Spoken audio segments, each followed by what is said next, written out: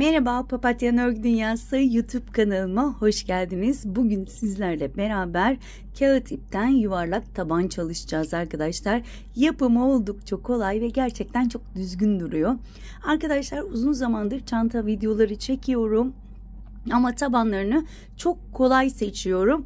Videoya sığmayacağı için ben de dedim ki özellikle taban videoları çekeyim. Daha sonra da çanta çalışmalarımıza devam ederiz. Daha önce sizlere oval taban paylaşmıştım. Şimdi de yuvarlak taban paylaşıyorum. Hemen ipimden bahsetmek istiyorum. Kağıt ip kullandım. Kağıt iple ördüm ama sizler tüm iplerle rahatlıkla örebilirsiniz. Makrome iple yapabilirsiniz. Diğer çantada kullanılan tüm iplerle çalışabilirsiniz. Verdiğim sayıları ve 3 milimlik tığ kullandım arkadaşlar. Şöyle hemen göstermek istiyorum. Gayet güzel. Eğer çok yumuşak gelirse çift kat ip yaparak kullanırsanız daha da sert olacaktır diyorum ve hemen bu güzel modelin yapımına geçiyorum. Evet, öncelikle sihirli halkayla başlıyorum. İpimi halka haline getirdim. Birleştiği noktadan tutuyorum. Tığımı içinden geçirdim. Bir zincir çektim. Toplamda 8 tane sık iğne yapacağım. 1 2 3 4 5. Sihirli halkamın ipini iyice küçültüyorum. 6 7 ve 8. Normalde 12 tane de yapabilirsiniz sık iğneyi ama şu ortası iyice küçülmediği için ben şöyle 8 tane ile başlayacağım. Şöyle sihirli halkamın ipinden dikkatlice çekip ortayı şu şekilde iyice küçülteceğim. Evet. 8 tane sık iğneyi yaptıktan sonra ilk yaptığım sık iğne tepesine battım, kaydırmayla kapattım. Burada bir zincir çekiyorum ve hemen dibine batarak 2 tane sık iğne yapacağım. Aynı sık iğne tepesine. Hemen yanındaki sık iğne tepesine batıyorum. Aynı sık iğne tepesine 2 tane. Hemen yanındakine batıyorum. 2 tane. Yani her sık iğne tepesine ikişer kez batarak 8 tane sık iğnemi toplamda 16 tane sık iğne yaparak bitireceğim arkadaşlar. Sıra sonuna kadar devam edelim. Sıra sonuna geldim. Toplamda 16 tane sık iğne yaptım. Ben kaydırmayla birleştirmem gerekiyor ama kaydırma yapmayacağım. Artık şöyle spiral bir şekilde döne döne gideceğiz. Hemen önümdeki sık iğneye batıyorum. Şu ilmek aldım ve direkt sık iğne yaptım. Burası benim başlangıç noktam. Unutmamak için veya şaşırmamak için ben buraya bir ayraç takıyorum. Şaşırabiliriz. Eğer ayraçınız yoksa hemen şuraya bir ip geçirebilirsiniz. Şimdi yeni başlangıç noktamda bir tekimi yapmış oldum. Bir tek bir çift yapacağız sıra sonuna kadar. Bir tekimi yaptım. Hemen yanındakine batıyorum. Bir çift yapıyorum. Aynı yere 2 kez batıyorum. Bir tek, bir çift.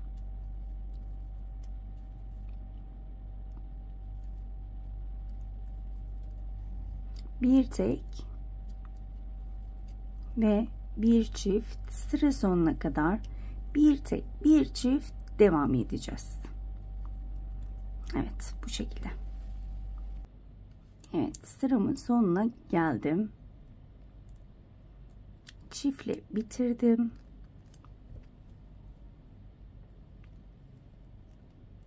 Hemen şuraya batıyorum. Bir tek yapıyorum. Hemen yanındakine battım.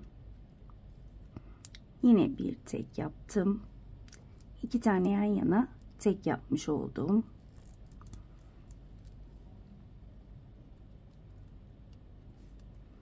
Ve hemen yanındakine çift yapıyorum. 1 2 yan yana tek yapıyorum, 2 tane. 2 tek, bir çift yani. Bir hemen yanındakine bir tane, hemen yanındakine 2 tane. Yani 2 tek, bir çift arkadaşlar, sıra sonuna kadar. Bu şekilde. Evet, sıramın sonuna geldim. Hemen ayracımı çıkarıyorum.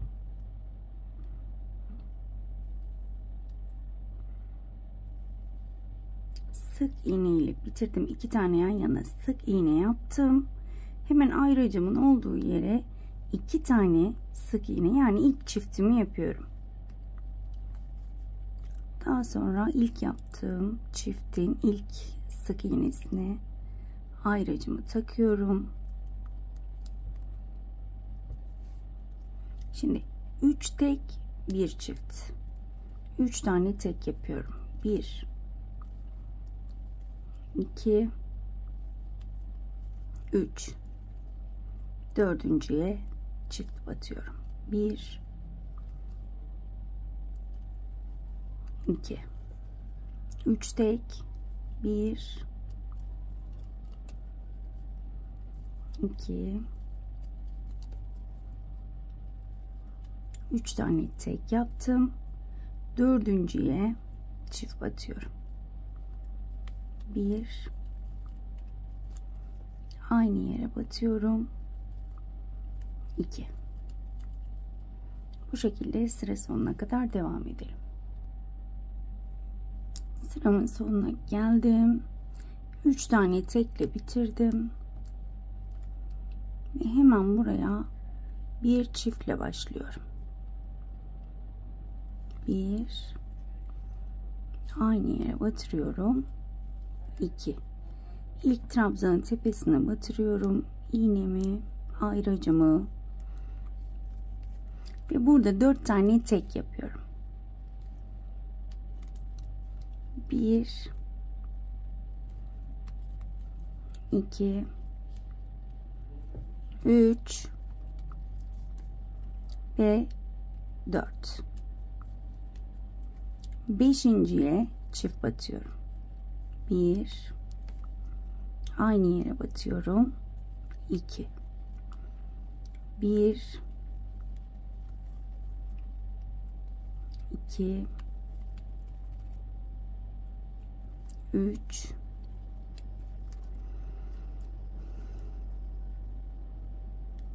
4 orası düğüm olmuş. Neyse, arkada kaldı.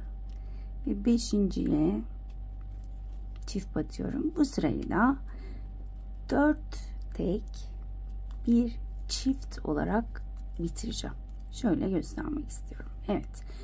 Bir de hemen şunu da göstermek istiyorum. Şöyle ince bir tığ alayım.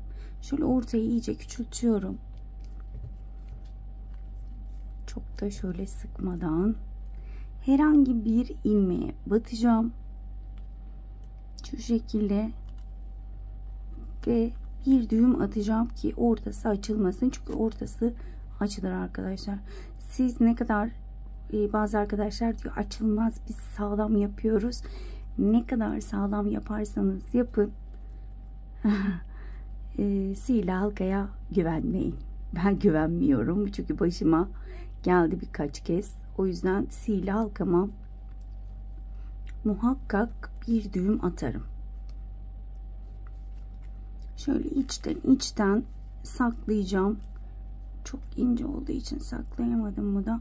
Kalın tığıyla da yapmak istemiyorum ilmeklerim açılmaması için. İnce tığıyla da biraz zor oluyor. Sizler bu şekilde saklarsınız. Ben biraz daha saklayıp daha sonra ipimi keseceğim. Evet, 4 tek bir çift olarak bu sırayı da bitirelim. Yine sıramın sonuna gelmek üzereyim. 3 tane tek yaptım burada. 3 tekle bitti yani. Şöyle çıkarıyorum. İğnemi çıkardığım yere 4. teki yaparak başlıyorum. Ve hemen buraya tekrar ayracımı takıyorum. Şimdi hemen önümdekine şöyle devam ediyorum. 1. tekimi yaptım. 2. tek, 3. tek, 4. tek, 5. tek ve 6.'ya çift batıyorum. Yani 5 tane tek, 1 tane çift. Bu şekilde çok videoyu uzatmayalım. Aynı şekilde devam edelim. 5 tek, 1 çift. Evet, 5 tane tekle bitirdim. Şimdi hemen şöyle ayracımı çıkardım. Ayracımın bulunduğu noktaya 2 tane sık iğne yapıyorum. Yani ilk çiftimi yapıyorum. Tekrar batıyorum. İpim biraz kalın ve ben de biraz sık örmüşüm. O yüzden tığ kolay batmıyor. Önceki videolarımda demiştim size. Bu kağıt ipler elimi çok sıkılaştırdı. Belki siz gevşek ördüğünüzde bundan daha büyük olacaktır. Ben inanılmaz sık ördüğüm için biraz şu anda küçük. İlk çiftimi yaptım. Şimdi 6 tane tek. 1 2 3 4 5 ve 6. Şöyle sıkıştırıyorum. 7. çift.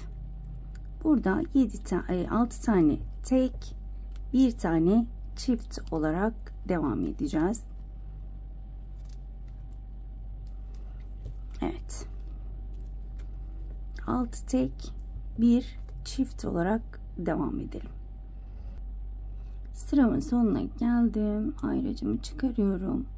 Bakın, ben bazen tekle başlıyorum, bazen çiftle başlıyorum. O fark etmez. Ben tekle bitirdiğimde çiftle başlıyorum. Çiftle bitirdiğimde tekle başlıyorum. O çok önemli değil. Önemli olan, bakın, şöyle hemen bitiş noktasında çift varsa tekle başlayın. Tek varsa çiftle başlayın. O şekilde hem kenarlar, şöyle köşeler oluşmaz. Ve şimdi bakın, hemen altında çift var. O yüzden tekle başlayacağım ben yine. Şöyle 2 tane yapayım yan yana.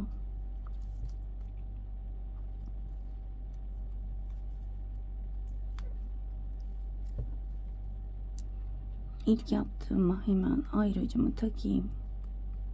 Evet, 2 tane yaptım. 3 4 5 6 7. Bu sırada 7 tek, 1 çift. Evet. Bu şekilde 7 tek, 1 çift devam edelim. Sıramın sonuna geldim. 7 tek, 1 çiftle bitirdim arkadaşlar. Ve yine bir üst sıraya geçmek için bakıyorum, hemen buraya tekle başlamışım. Şimdi çiftle başlıyorum. Hemen burada çiftimi yapıyorum. İlk çiftimi yaptım. İlk yaptığım sık iğneyi hemen ayracıma koyuyorum. Ve burada arkadaşlar 8 tek, 1 çift. Bir üst sırada 9 tek, 1 çift. Bir üst sırada 10 çift, bir tek 10 tek bir çift şeklinde devam edeceğiz. Çok da videoyu uzatmak istemiyorum. Eminim ki anlaşıldı. Şimdi biz kaçıncı sırayı yapmışız? 1, 2, 3, 4, 5, 6, 7, 8, 9. sıradayız. 7 tek bir çifti bitirdik. 8 tek bir çifte başlıyoruz. Bir üst sırada 9 tek bir çift, bir üst sırada 10 tek bir çift yapıp hemen dönüyorum. Evet, sıramın sonuna geldim. 10 tek bir çift sıramı bitirdim. Şimdi hemen şöyle göstermek istiyorum. Kaç sıra yapmışız? 1, 2, 3, 4, 5, 6, 7, 8, 9, 10, 11, 12. sıradayım. Şöyle şunu koyduğumda bakın. Şöyle bir marullanma oluyor. Bunu bekliyoruz zaten. Bu 10 tek bir çifte kadar olmayabilir. Daha önce olabilir. Eğer bu marullanmayı hissederseniz hemen bir sıra ya da 2 sıra hiç arttırma yapmadan örüyoruz. Püf noktamız bu arkadaşlar. Bu şekilde bir tek bir çiftten 10 tek bir çifte kadar hangi sayıda olursa olsun bu marullanmayı gördüğünüzde bakın şu şekilde dümdüz durmuyor. Hemen şimdi ben bu sırada hiç arttırma yapmadan bir sıra her bir sıraya her bir sık iğneye tek tek batarak sık iğne yapacağım. Arttırma yapmayacağım bu bölümde düzelsin diye. Bu şekilde tek tek batarak yani birleşme noktama yine ayracımı takıyorum. Bu ayraç olmasa gerçekten başlangıç noktasını bulmak hayli zor. Evet, bu şekilde ben sıra sonuna kadar hiç arttırma yapmadan her bir sık iğne tepesine batarak birer tane sık iğne yapıp hemen dönüyorum. Evet arkadaşlar, bütün bir sırayı arttırma yapmadan tek tek battım. Şu anda 13. sıradayım. 14. sıraya geçeceğiz. Burada yine arttırmalar yapacağız. En son arttırmamızda 10 tek bir çifti. Şimdi ise 11 tek bir çift yapacağız. Hemen ayracımı çıkarıyorum.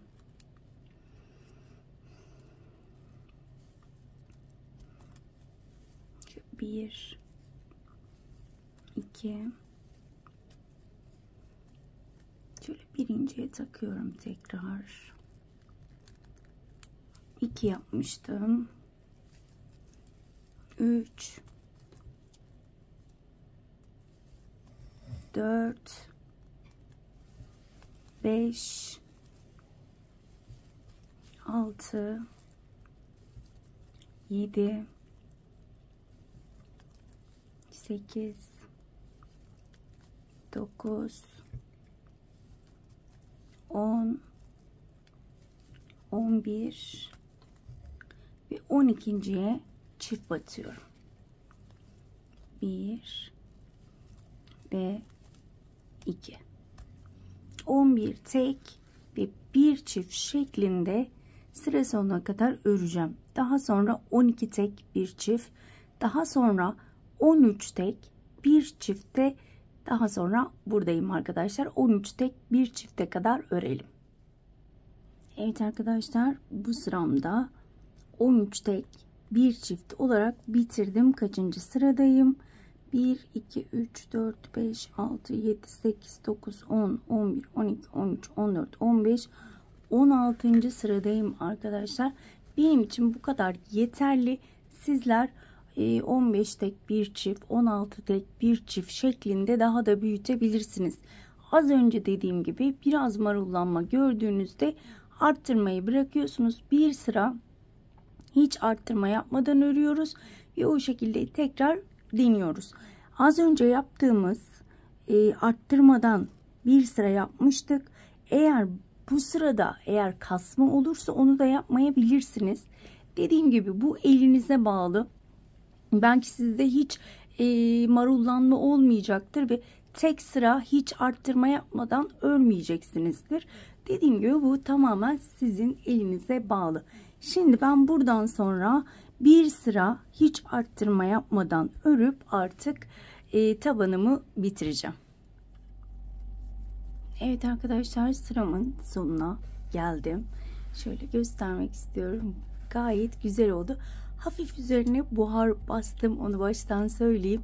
Buhar tutup elimle düzelttim. Şöyle gerçekten güzelliği görünsün diye. Evet. Artık şu ayracımı çıkarıyorum. Evet, önümdekine batıyorum. Çok elimi sıkmadan kaydırma yapıyorum. İkinci kaydırma. Şöyle üçüncü kaydırmam yeterli. 3 tane kaydırma yaptım. Şöyle ipimi keseceğim. Şu şekilde çıkarıyorum. Şuraya takıldı zannedersem. Evet. Şöyle çıkardım ve sıramı gördüğünüz gibi bitirdim. Şimdi hemen ipimi iğneme geçireceğim. Şöyle düzgün bir geçiş sağlamak istiyorum. Hemen şöyle yanındaki sık iğneye batıyorum. Bakın şöyle şurayı düzlüyorum. Daha sonra burada herhangi bir ilmeğe batacağım.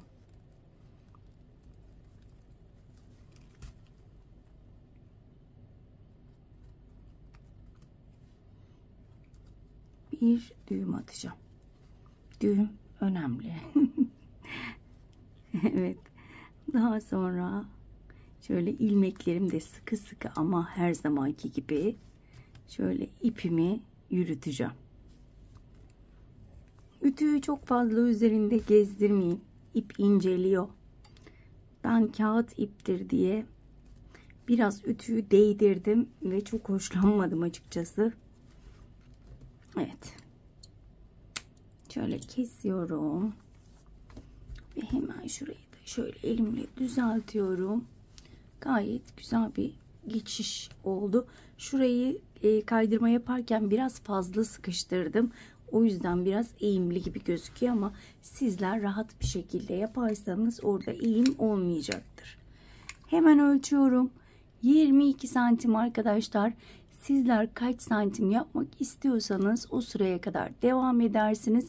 Daha da büyütmek isterseniz, evet, baştan dediğim gibi eğer marullanma olmazsa az önce yaptığımız, ortada yaptığımız o tek sırayı yapmayabilirsiniz. Üstüne basa basa söylüyorum çünkü hepimizin eli bir değil. Kimimiz yaparken marullanabilir, bazılarımız yaparken marullanmaz ve hiç o tek sırayı yapmadan arttırma geliriz ve sonunda bir sıra veya 2 sıra hiç arttırma yapmadan sık iğnemizi yapar ve bitiririz. Evet arkadaşlar, bugünlük de bir videonun sonuna geldik. Umarım açıklayıcı bir şekilde anlatabilmişimdir. Umarım anlatımımdan memnun kalmışsınızdır. Bir dahaki modellerde görüşmek dileğiyle. Kendinize çok iyi bakın. Hoşça kalın.